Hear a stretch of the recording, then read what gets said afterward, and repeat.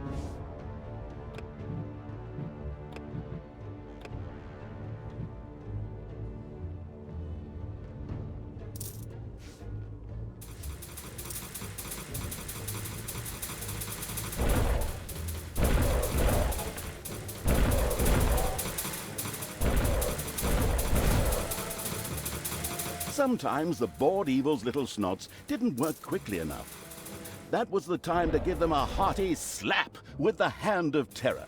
Naturally, this had to be done immediately.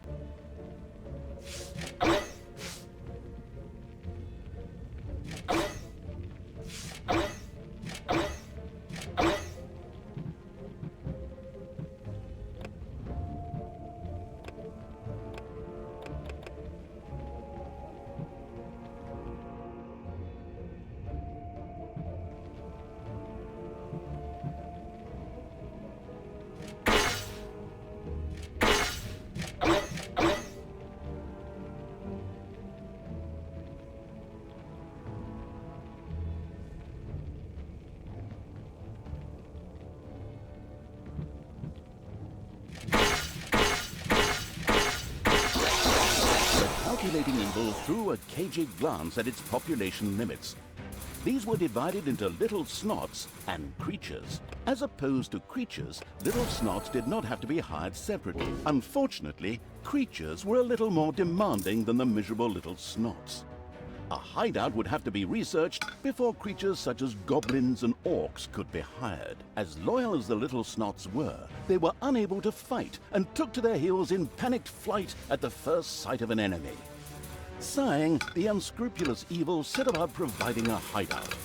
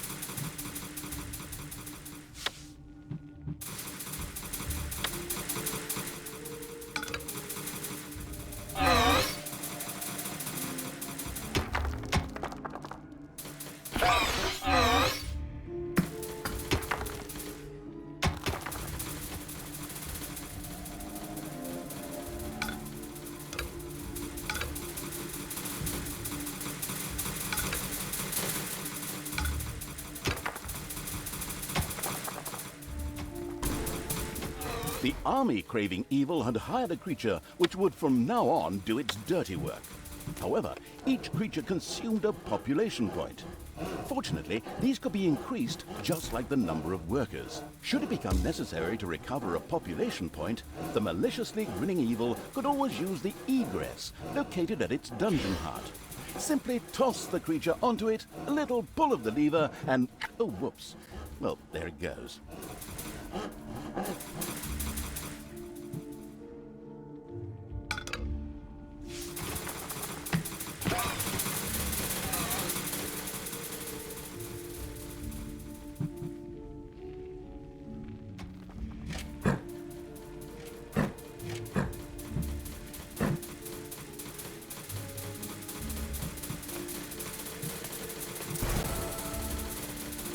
These creatures were pretty spoiled. Not only did horde creatures demand their own bunks, they also wanted something to eat. Otherwise, they would soon refuse to do any work whatsoever and go on strike. The deeply sighing evil had no other choice than to build his creatures a gobbler farm to satisfy their hunger.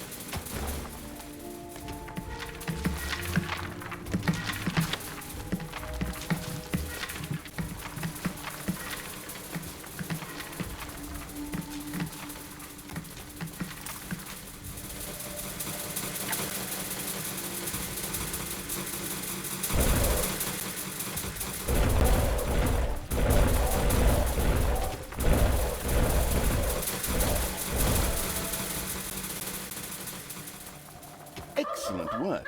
The gobbler farm was now ready.